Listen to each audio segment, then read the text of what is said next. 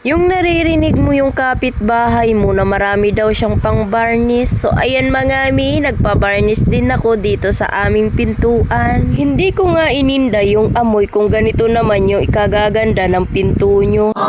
So nice. Palagay na rin talaga ako dito para protection nga sa anay at ulan dahil nga nasasabuyan din siya ng ulan. So ayan, para mas lalong tumibay ang ating pintuan, pinalagyan ko na rin talaga ng varnish yan. Hindi lang yan, pati rin yung gilid, yung mga hamba sa aming pinto, pinalagyan ko rin. At pati likod din ng pinto, talaga nilagyan din ni Kuya. Napakagaling naman talaga. Nilubos-lubos na nga natin sa kakapalan ng ating mukha. Charis. What?